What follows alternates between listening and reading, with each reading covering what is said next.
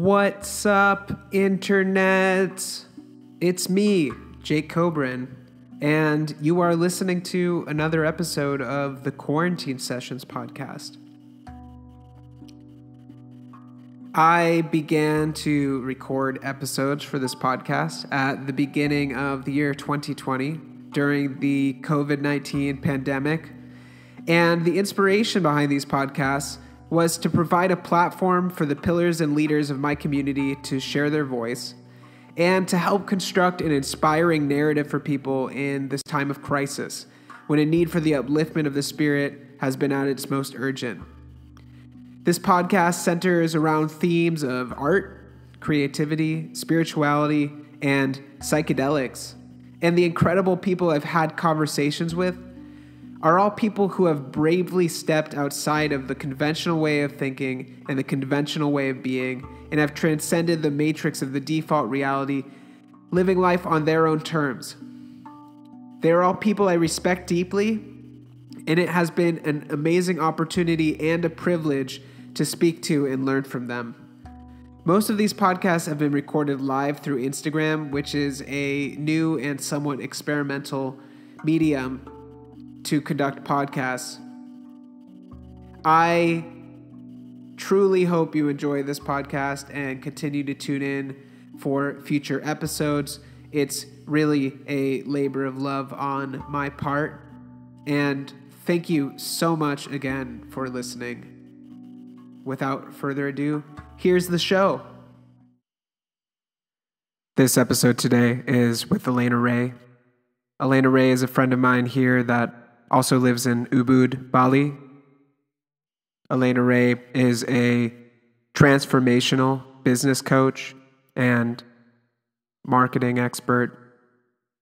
We spoke about following your dreams and about building a thriving independent business and about taking the leap of faith into the endeavors that you want to pursue. It was an inspiring and valuable talk, and I hope you enjoy this episode. Hi. Hey, there we go. Welcome. How you doing? Thanks. So good. Yeah. Well, thanks for joining us. So this is your first time doing an Instagram Live? Well, I do Instagram Lives on my own account, but I haven't done them in this interview style. This is super cool. Cool. Yeah, it's awesome because it combines our audiences and it like cross-pollinates our platforms so people can be exposed to different ideas. And it's been a really rewarding project, and I get to learn from amazing people like yourself doing these interviews. So thank you. I'm stoked to share. Yeah, thanks for having me on. For sure. Do you want to tell my followers a little bit about yourself? Yeah. Hey guys, well, there's so many people hopping on. This is awesome. I would love to see those of you who are watching to drop us a comment, let us know where you are. I'm Elaina Ray. I live in Bali along with Jake, and I'm a business coach. And so I help primarily healers, light workers, coaches, experts in the personal development and wellness industry to set up really grounded, real-world, six-figure businesses that they run to spread their impact. So that's my jam, and I do it with my background in, I used to work in New York City as a management consultant, was on the corporate track for many years, and I used that background in being very, very grounded and applying the marketing and sales and the strategy pieces that make a business work with my background as someone who lives in Bali, as a spiritual seeker and a yogi. And I've been very much on my own healing journey over the years and combine, intuitive guidance and the healing elements, the personal up-leveling elements that are really required to be able to run a business the way that I teach. So that's me in a nutshell. Cool. Awesome. Just wanted to say hi to Roman, who just commented. What's up, Roman? I think that your lifestyle is amazing. I think that I've come through my own hurdles to get to where I am now and to be able to live in Bali and to do the kinds of things that I do and to meet people like you in eccentric places like Berlin or Burning Man or wherever in the world we may find each other. I'm curious about how your personal transformation occurred, and can you tell us a little bit about your story of how you got from working in this kind of corporate environment to living in a place? Yeah. Oh, you just broke up a little bit. Okay. So how I got from being in corporate in New York City to living in Bali and running my own company. So the first big leap for me was I lived in New York for 2 years working for IBM Consulting. And that's just so not me. I realized it really quickly. It was like the past life stuff was all like coming through. It was like, this is like, don't repeat this. Get out now and get on your soul's path. And then I wound up taking a dream job to travel around the world as a project manager for a London-based media company. And they sent me to live in Africa and Asia and the Middle East for 3 years. So I was actually like fully stationed in places like Ethiopia, Nigeria, Mongolia. And that was awesome. That was like the first break I had out of like, okay, I'm not going to live in the mold. These kind of opportunities are out there. And yeah, that was an incredible experience also because it led to my spiritual awakening. I found I was living in these really crazy places, not like Bali, not where there were people around me who like understood me, but like in Ulaanbaatar is the capital of Mongolia, and just having a lot of time outside of work to like be with myself. And that was like the initiation into my spiritual journey, really. Like I volunteered, I would take time off of that job to go and like live in Malawi and live with a local family and volunteer for organizations that were working with Malawian prisoners. Like I've done some random shit, you guys. But those experiences, like I had no one else around me during those times. So I had a lot of room for introspection and self-reflection. And then honestly, what happened was I wound up leaving that dream job, traveling the world, because I burned out and got exhausted. And I was able to leave because at some point towards the end of that experience, I stopped drinking. And I never like had an issue with drinking. I was just like a normal, like American who grew up in the university culture. And I was living in the Middle East at that time. I was in Qatar and it was Ramadan. And I was just having all of these feelings of, I can't keep doing this job and something's off. So I stopped drinking. And that, like, I talk about this a lot because it was kind of like this amazing portal into getting really clear. And then I just dropped it. And it was like 5 years ago. And I like haven't touched alcohol or drugs or anything like that ever since. And that was like the first initiation to really keeping my channel very pure.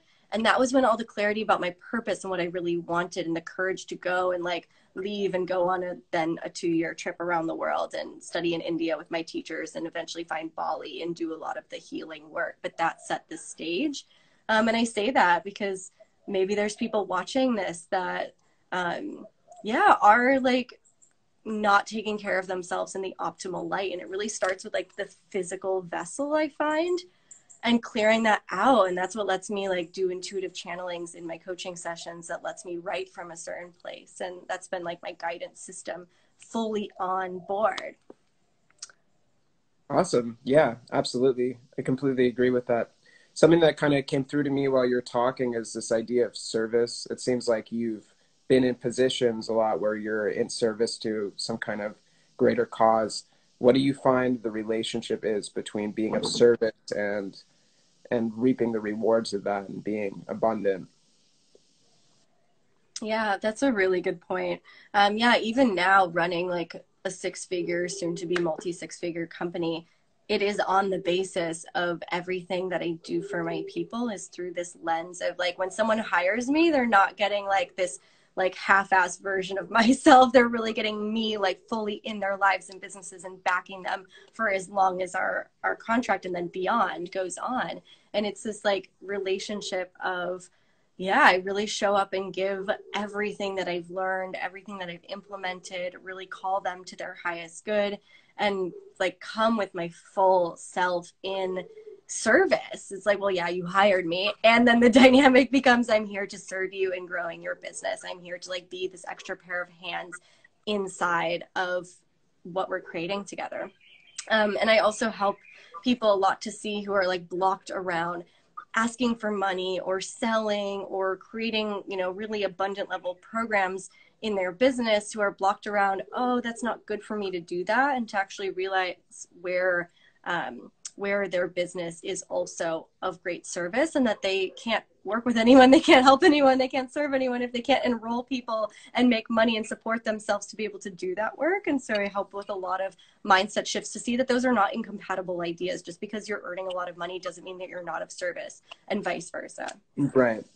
Yeah, I think that our society is structured in such a way that people who are often of service the most actually are rewarded the least for that, like school teachers or people that work in hospitals or whatever. I was just talking to a friend actually last week who just started doing like an online coaching program, and he's like, yeah, but I don't really want to like charge a lot of money for it. There's this kind of stigma around if you're providing something that's very valuable for people that it should be free, and that by virtue of asking money for something it makes it less pure. So I'm wondering how you kind of have run into that and how you've tackled that in your own practices. Oh my God, all the time. Yeah, it was like I had huge money blocks for so long that kept me like struggling and living in Bali and like barely able to pay rent. And, you know, I remember honestly, and I tell this story all the time, like a year and a half ago, I like adopted these kittens, and like it was stressful to me to have to go and like buy cat food and provide for them because I just didn't have anything extra. Or like wanting to slightly upgrade my house, and it was like, oh my God, it's $100 more. I can't. So I come from a background also, it's like very simple, and my parents like grew up in, you know, upstate New York. They didn't go to college. My dad works in construction. I have a very like humble background when it comes to money, which has led, and maybe some people watching this relate to that, it's led to like being a hard worker and being really mindful with money, but it also led to some really serious challenges in how I viewed money.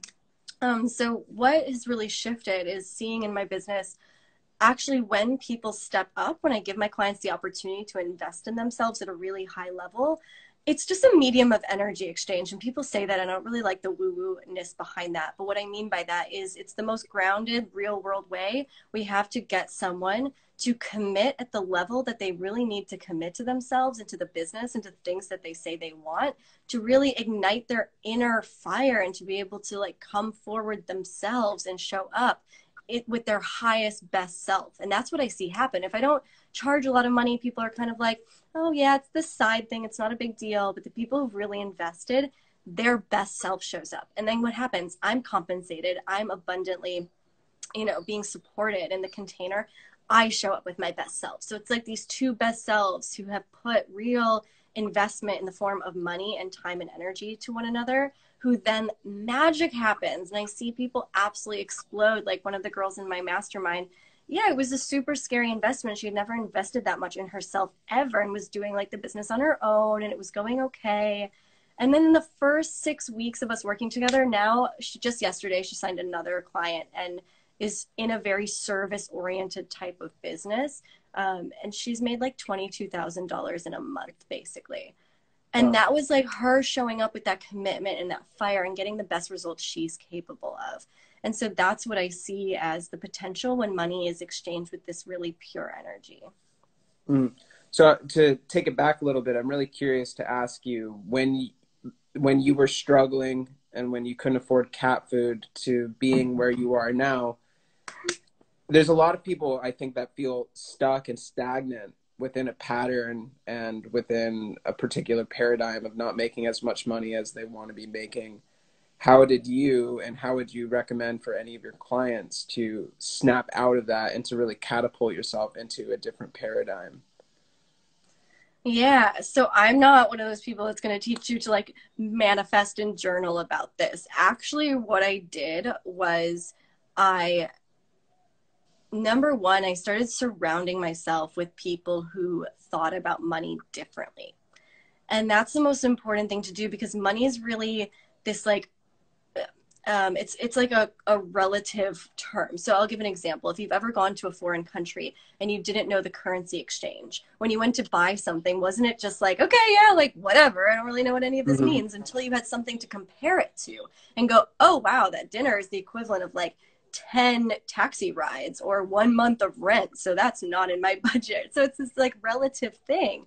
And so we learn by the people around us. And if they're talking about, oh, wow, $500 is like this like insane amount of investment, this is like really scary, then all of a sudden in your mind, that rubs off and like $500 becomes a huge deal. where I started hanging out with people that were at where I wanted to be. And it was scary because I felt really unworthy to even be around those circles. But I also saw it as, wow, if these people are coming into my field and even able to access this, it means it's coming to me. It means it's more available. Like right now, I have a lot of people who are running million and multi-million dollar businesses around me, and that's where I'm headed. And I'm really interested in that level of impact. And so it's exciting. It's not intimidating to be around people like that anymore. So that was the first thing I did, was just paying attention to how people were talking about money around me, and then not like shaming them or whatever. They're on their own path, but realizing that doesn't really resonate with me, and then upgrading myself to a different level of person. And network. And I actually did that by hiring. I hired my first coach, and it was a ridiculous amount of money at the time. And it shattered all of my patterns by deciding, well, I either make this investment and I see where this woman has gone. She's gone where I want to go. She created a 6-figure company in under a year from Bali and was walking her talk and was really awesome. It's like, if I want to be like that, and this is what it costs, I'm going to bet on myself right now, because it's either this or I'm going to go home and stop pretending like I have a business and like struggling to make it in Bali and all this stuff. So I hired her, and then I hired a whole bunch of other people to help me. I was on a roll. I was like, all right, well, I'm getting like the best web designer that I told myself I couldn't have, and I'm going to hire a professional photographer, and I'm going to show up to this business like it's already where I want it to be. If I want a 6-figure business, I'm just going to treat it like it is. So to be honest with you, then when I hit 6 figures in my business, it was like, yeah, I celebrated. It was great. But it was like internally, it had already happened. It wasn't really, it was something that I just internalized so long ago. So I think those very practical things, and truly this is not just a shameless plug for my industry. It's like I believe in it so much and it works so much that that's what I have to tell you I did. And that's what worked. It got me out of my previous patterns because I anteed up. I bet on myself. And then that amount of money that I invested back then now is like no big deal. That'll come to me in a day, in one client, in like, before when I was like, oh my God, I just spent $20,000 on my business in a week, and that's so scary. Now it comes on a regular basis, and it's like, oh, it was a $20,000 day. Great. That's normal because of that comparison to what money meant has like totally shifted. It seems to me that fear is the main block. The fear is, if I invest in this thing, I'm not going to have enough money to be able to do whatever. But in times in my life where I've invested in myself, or I've upgraded, like moved to a place that is more expensive but nicer, that gives me more resources, even if there's an initial anxiety about doing it, it's like, of course, you have the resources. It just happens. There's some kind of relationship with like how much you're putting out and how much you receive back. And it sounds like to me what you're talking about is just by trusting that by making that investment, it'll come back. That shifted the paradigm completely. Yeah, and I really believe like what you invest, you get 10x back or more. And it really is dependent, and this is so right, Jake. It is about the fear, and it's about the self-trust at the end of the day. Of like, my results also didn't depend on the person that I invested with and like her giving me all the things and doing it for me. I had to show up and do the things and implement and follow the strategies that she was showing me via the mentorship. But it was, yeah, it's ultimately a moment of, do I trust myself? And I was able to make that investment because at the core of my heart, I really did. I was like, I know that I had been coaching, by the way, for like, years before that. I've been doing coaching for like 5 years, but 4 of those years were really, really hard and struggling. And then the last year was like, once I did this work. So I knew I was really good at what I did, and I knew that I wanted to share it more broadly, and that I could trust myself to show up and do the work and stay committed. And that's a lot because I had done the personal development work before that. I had done my healing journey. I had like moved a lot of things out of my way. So when it came to this moment of, all right, now's the time to like stop healing all the time and actually just action things and start my business and start having a grounded real world life, I was ready to do that in a big way. And there's no secret pill for this fear. People ask me that often in interviews, like, okay, so how do you work through your fear? Like launching something bigger in your business or showing up in a different way or charging more, whatever the next level is. And it honestly, it's like you just get used to the idea that the fear isn't going to go away, that the discomfort's not going to go away, and that I'm going to be asked to trust myself again and again. I'm going to be asked to step forward in a bigger way that's completely at the edge, absolute edge, or over the edge of my growth. And it's up to me to decide. The only way I'm going forward is if I decide to go to that edge and be able to self-regulate and self-soothe and do the processes that I do to manage that, which is largely, just to share with the audience, it's like, I was explaining this to a client yesterday too, is like going really deep into the fear when it occurs, because fear is just what I find, it's a resistance to an emotional state, a future emotional state. So fear comes up perhaps because, oh my gosh, I'm scared that if I make this investment, it won't work. I'm going to look like a failure and I'm going to feel shame. And I'm going to have to go back to a life I didn't want. I'm going to feel shame. But if in that moment, I'm willing to go deep into that fear and to feel that shame in my body, to face it and go, if that's part of the journey, I can face that. That's okay. That's part of the human experience. And I let those sensations come in my body and I face them, then I'm free. I can do whatever I want because I'm not afraid to feel shame. I'm not afraid to feel guilty. I'm not afraid of the anger or the sadness or whatever's underneath the fear. So if you're watching this and you're something you're scared of right now, I would invite you to like literally go into your body with it in whatever way resonates with you. I like to do it in kind of meditation and feel it, because it's just resistance to a future state. And if you accept it, you'll move through it faster.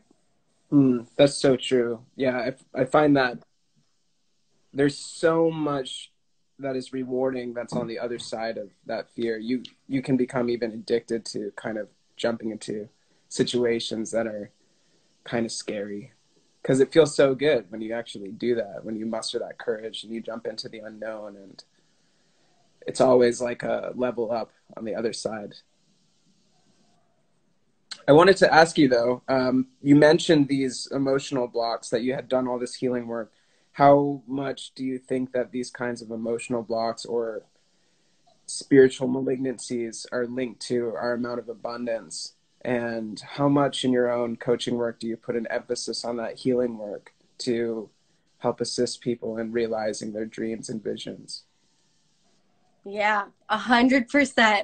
And that's all of the women in my mastermind right now are learning that, like, yeah, we're getting the strategies and the things, the steps to take in the roadmap, which is an essential part, is the knowledge and just what to do.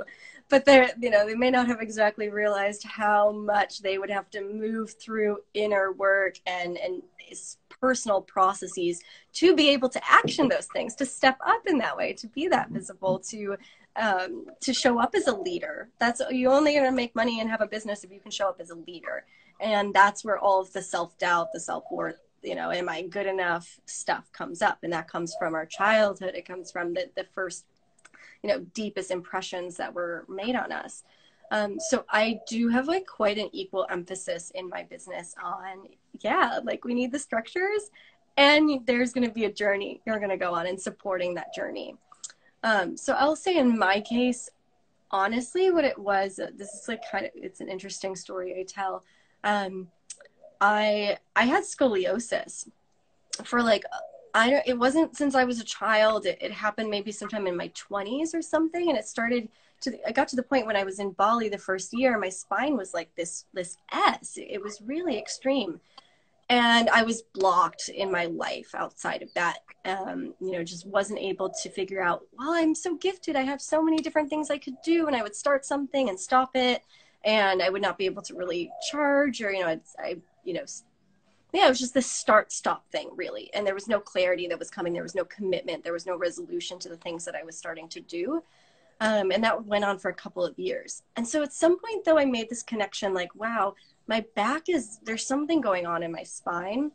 And I wound up getting a healer here in Bali who's a chiropractor, osteopath, like a whole combination of amazing healing modalities. And he took a look at my back, and it was, his reflection was, this is emotional, build up from your life. This is contraction. This is literally misalignment. Like, you're out of alignment, and your spine is the channel of your life force energy of Kundalini, of everything that you're doing in your life is misaligned. And I can tell you, for 3 months, I went to him like every other week, and that was also a really big investment. And it cured my scoliosis. Now, if you look at my back, it's completely straight. But what that process looked like was a lot of trauma release, a lot of him actually working in my body, or we would do these emotional processes to find out what was blocking, what were the beliefs, what was I telling myself. And I would cry so much, like crying and cathartic, or anger that needed to come out. I did like anger rituals and so much stuff. And slowly my spine became straight as I released those things from deep within me. And sometimes I didn't even know what they were. And that's what I'll tell my clients too, is you don't need to know exactly what it is sometimes. You just need to feel if there is an emotional charge inside of you, and go there and liberate it, and then watch what happens as a result. So that's like the essence of my healing story. It was actually like a very physical manifestation that was showing up in my external life, that was connected to the emotional and energetic body. And when I did that work and cleared it in just a few months, boom, that was when I got the clarity and I found my mentor. That was when I decided, you know what, I'm ready to trust myself and make this investment. That was when I started showing up in my business and picked one thing and focused on it and committed to it, and did those type of things that led to having a 6-figure business in under a year.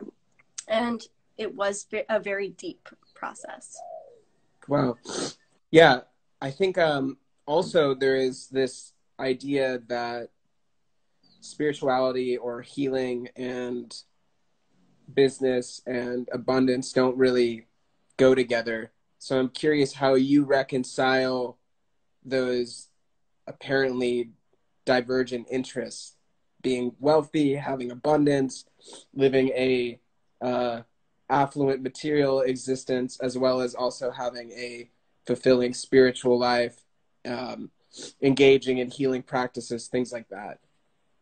Oh yeah, this is so good. I think like 2 major things come to mind when you say that, and I hope I remember what the other one is. The first one is that it boils down to this question of self-worth, I believe. Like how your healing process is connected to a block in yourself. And you may have, and this is hard for some people to realize, it's hard for me to realize, but like at a deep level, I realized I had some thought about myself that was incongruent with spiritual truth. And that thought was, I'm not a good person. I'm not doing enough. I'm not good enough. I haven't like given back enough, or there's something wrong with me, or I did this thing to my parents years ago, or, you know, whatever it was. I was like blaming myself and feeling inadequate. And some of that came from like childhood, like actual things that I picked up from my environment, other subconscious things, and internalized it. But it's incongruent with truth, which is like the essence of us is love. It is joy. It is lightness. And the spiritual work is to really bring those 2 things into one. And then when you realize that, now it's like, I do realize I am a really good person. I have a really good heart. The things I'm doing are coming from a really good place. And I can trust that in myself. I can trust that. I believe that I'm more worthy. And that's my natural state, is to be very worthy of all of the abundance and love of creation. I'm being sustained. You are being sustained in these very moments by breath, by universal life force. That's an indication that we are welcome in this web of life, that we're here to do something important, and to trust in that. And I think getting to that vibration, it is a frequency. It's an understanding of self that leads to like the real world confidence to go out and show up, because you know I am good and I am worthy, and that leads to different actions and behaviors, and you attract then also different people. So once I did that work on myself, you know, like attracts like. It's not this like woo-woo thing. It's truth. And so once I did that, I started to attract more people who were in that vibration of I am good, I am worthy, I am ready to share my gifts. I have so many gifts, I am supported. And those people led to better clients, better prospects coming into, better members of my community, better friendships, my partner showed up when that happened. And that led to like reinforcing this idea of I am good, I am worthy, I am capable. And it goes around in this like happy pattern. It just requires breaking that initial incongruence to get these opportunities and to show up in a different way that is very much related to then charging your worth, being the entrepreneur you want to be the leader that you want to be. Awesome. Yeah, something you were talking about before with shame, and how shame is so linked to inadequacy and limiting beliefs and things like that. And that's something that I've definitely in my past struggled with and had a lot of internal conflict around. It's like being probably rooted somewhere in my childhood or something like that. But what steps did you take to heal that, to overcome the limiting beliefs, to overcome the fear of shame and whatever programming is around that, of not being good enough, of needing to be more, to be better, things like that? Yeah. Ooh, it's going to be hard to summarize like 5 years of journey in this answer. Right. What comes to mind is first, like in my personal process, I got onto, as soon as I left those jobs in New York and, you know, quit drinking and made this decision to leap into like, I just need to do something else and I don't know what it is. I got on the path of meditation and yoga. I wound up in India and visiting India every single year for many years and still do. And so that process of being able to listen inside, and this actually really connects to business. So I want to like also tie this back, is like having the time to really listen to myself and allow things to percolate up to the surface is so important. And that's some work that a lot of people out there may not be creating sufficient space for. And it's really that simple. All of the spiritual traditions essentially guide us to do the same, to like sit in stillness and to sit in darkness and to look inside of ourselves and to reduce the stimulation from outside, which I spoke about happened as I kind of traveled to these really off the beaten path places. So making that a regular practice, and you know what, things literally just bubbled up to my awareness when I did that. And that's the simple thing. It was like, oh wow, this memory of, you know, what being bullied, you know, for example, I was really bullied as a kid in school.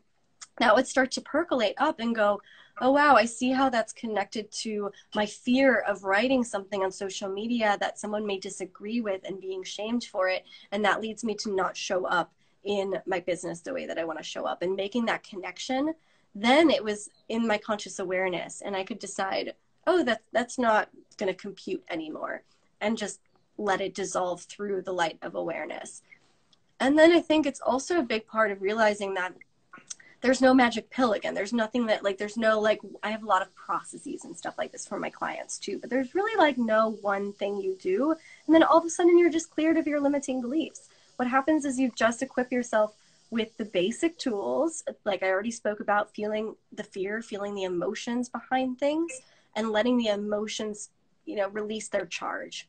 Basically, I've cried a lot in my process whenever I would feel limiting belief, or when I realized, oh wow, I feel like I'm not good, I'm broken somewhere, where did I get that? I would cry it out. I would actually feel what it felt like to realize that I was believing that, and release the charge from my cells around it, plus the awareness, let it just kind of dissolve. Plus this component of just taking action and realizing, wow, I can stay trying to like heal myself from my limiting beliefs, or I can just be committed to the vision that I see for myself, be committed to what I see as possible, and take actions every day that allow those things to come up, the discomfort to come up, but keep going. And there's really no other way to do it other than, you know, I believe, to take powerful action. That's why I believe in coaching. I almost went into like therapy and getting a PhD and doing, you know, more of that route, and actually really, really believe in the coaching model because it's aspirational, because it's about, you know, moving through blocks quickly and through going after things that you can actually release those old patterns and behaviors and heal. So I believe in like healing through action. Wow. Yeah, absolutely. I know you have to run soon. I have one more question for you. This is a really difficult time for a lot of people. A lot of people are really struggling financially. People are out of work. People have lost their jobs. What do you think are some things that people can do to take this time and actually use the circumstances as an opportunity to catapult themselves into a different place than they were even before this whole lockdown situation occurred? Yeah, really good question. So yeah, I think there's like two groups of people, and I want to speak to both. I think there's people who are really struggling right now, and I'm going to like say what I would say to them. And then there's people who are actually doing better than ever right now. And I also want to speak to this group of people. So if you are struggling right now, if you feel like you had a door slammed in your face and this is like, you know, happening to you, and you're locked up and you lost a job, and, you know, all of these difficulties are coming, it's actually the most powerful mindset is to always be in I am exactly in the right place at exactly the right time, exactly on purpose. This is not happening to me, it's happening for me. And I really believe that people are being liberated potentially from jobs that were not of service or alignment, and getting, if you weren't naturally easing onto that path of alignment, you're getting a hard chuck, and it's going to hurt for a bit, but it's happening for your highest good. And there's something that's helping you to come into a greater alignment. And that, next year or 5 years from now, you're going to look back and be like, wow, thank goodness if you use this time wisely. And if you're in this mindset, wow, thank goodness that happened, because it redirected me. It gave me more time to reconsider things. It put me in an opportunity to like rethink my whole career and how I'm showing up. And maybe even just for some of you, it's the loneliness and the being isolated is really hard, and you might not be have lost your job or anything, but it's this like, I feel trapped right now, and I don't know how to make use of this time. This really sucks. And if you're able to switch the mindset into, wow, let me see how I can create, a retreat for myself. What do I need to learn right now? How can I go inward? Because it's a little bit similar to how I felt when I was living in a village in Malawi with no one around, no one who spoke my language, who understood. It was hard. It was like also exciting in some ways, but it was hard. And that was the time where I was able to get a lot of these realizations, for things to percolate up, that as I've shared my story, hopefully you've seen that the things that percolated up were exactly the things I needed to face to become the person that I am today. And I'm still doing that work. It never ends. So I think there's real opportunity for people to be going inside and seeing what needs to come up right now for their highest good, and really exercising that trust that it's happening for your highest good, and that you're in charge of that. You can also take opportunities you might not have taken, take the leaps of faith and invest in yourself, take this opportunity to nurture the future version of yourself that can come through. Yeah. And I want to share, for those of you who might be watching, we're actually doing really well right now. Like, I can speak from personal experience. Like, this has been the best last 3 months in my business ever, in my personal growth ever. All of my clients and most of my personal network feels the same, and are actually experiencing new levels of abundance and being supported, and miracles happening, like literally miracles, and people coming into their lives. And, I had a client who was in lockdown. She's a photographer, hired me to help her grow her photography business. And this breaks out just after she made this big investment. And what we did was we did a lot of this work, and she was like stuck in a villa, not able to go anywhere in Bali, and manifested a whole documentary project that came to her. She was able to film it and do it from her villa, and wound up making like the biggest month in her business ever, and leading all of these like new digital movements, or like, it's insane. So it was because she tapped into that place of, I'm going to still make this work for me. I'm going to find out how I can move through this. And she did. And so I also want to say to this group of people that it's because you're in alignment. It's because you have probably gone through some really difficult things, and you're in a place of congruence, and things are still flowing. It's like, it's less dependent on what's going on, and you're really in this state where you can work with what's going on, and there's harmony. And to not be ashamed of that, and to not feel like you need to feel bad just because there are people that are struggling. Like, yes, we can step up in service and, give back and do the things that we can do, which, by the way, for those of you who are in a harder place, I do tons of free trainings in my Facebook group. I offer lots of free resources for people that might not be in a moment of investing. But my point here is for those people to not feel guilty, or they need to like hide it or be ashamed of actually doing really well, but to shine that light and let people see what is possible right now, even in the midst of all the chaos. That when you're aligned to yourself and your gifts, and you're committed to your future vision, you haven't gone into contraction as best as possible, that really miraculous things can happen, and to shine that light and inspire other people from it. Awesome. Yeah, thank you so much.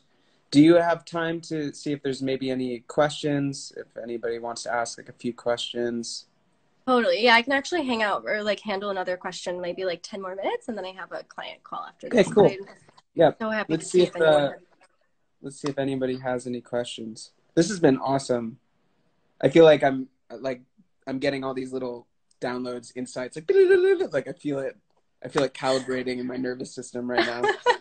So I'm excited to That's what I see find. what comes about that. That's what I find. What comes about that. Yeah, that's what I find happens actually with like, really good friendships and relationships or coaching or mentorship containers is it is like some information, it's some words that I'm using or a story I might tell, but it's also a transmission of energy. It's transmission of an essence that I hope that the viewers can pick up from this. And it's something that I also receive when I'm in spaces with the people that I'm learning and growing from. It's like wow, I just get something. It wasn't even something they said. It was like an activation. So sometimes that happens, and I hope it does for some of the people watching. For sure. Does anyone have any questions? Anybody? Doesn't look like it. Thanks to our Coric Chroma. She said beautiful truth. Synchro Mystic, thanks for the vibes. I appreciate the influence. Nice to see you, Jake. Glad you're doing this. Oh, that's sweet. Yay. Yeah, thanks for everyone who tuned in. There is a question. Great. Let's see what this is. Oh, somebody just said, thank you. I'm always worrying about money. How about Fiverr? What was that? Somebody asked, what do you think about Fiverr as like a way of earning money?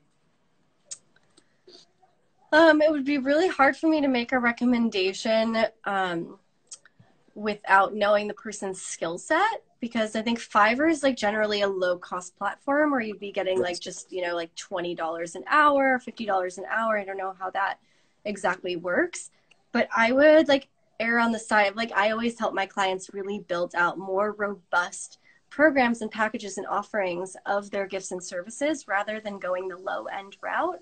And it's really hard for me to make that recommendation without knowing this person. But I would challenge you, if you're thinking about putting your things up on Fiverr, or doing like something that's just like this hourly exchange, to actually think like how your gifts could be shared in a more valuable container, and how you could get clients that are like longer term and provide more value and really up level what you're offering and up level what you're receiving for it.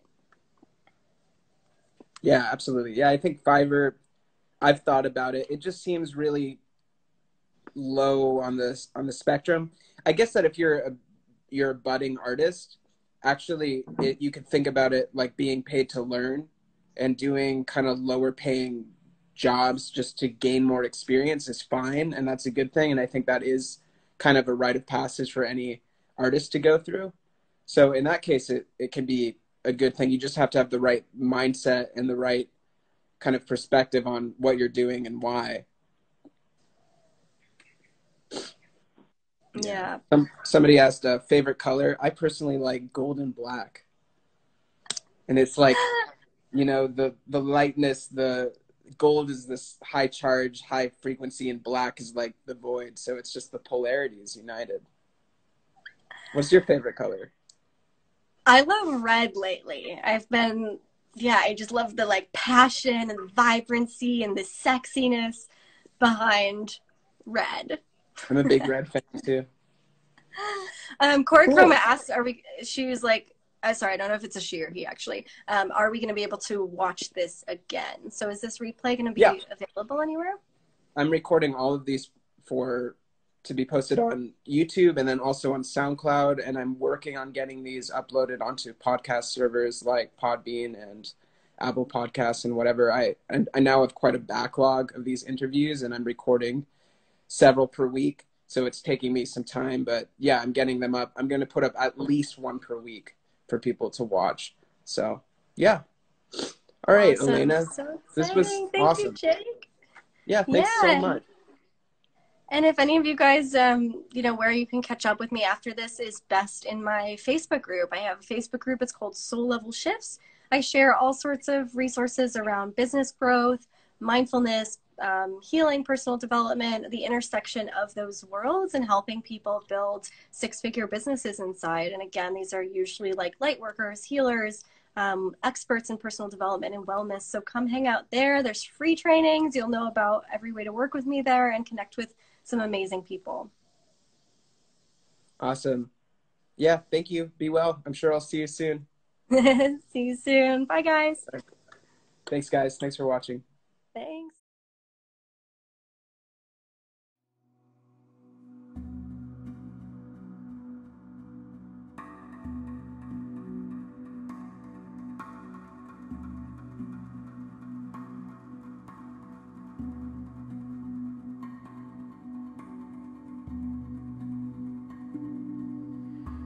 Yep.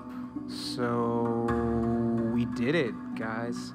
That was another episode of the Quarantine Sessions podcast.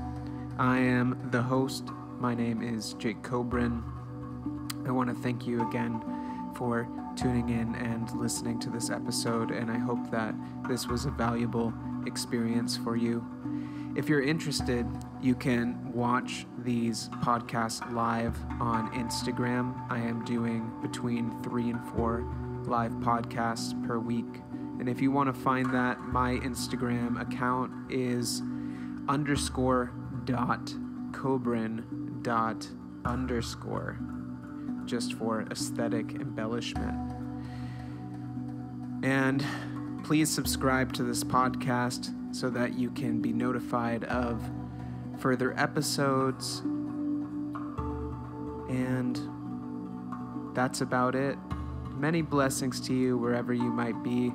I love you guys. Thank you so much for listening. Be well.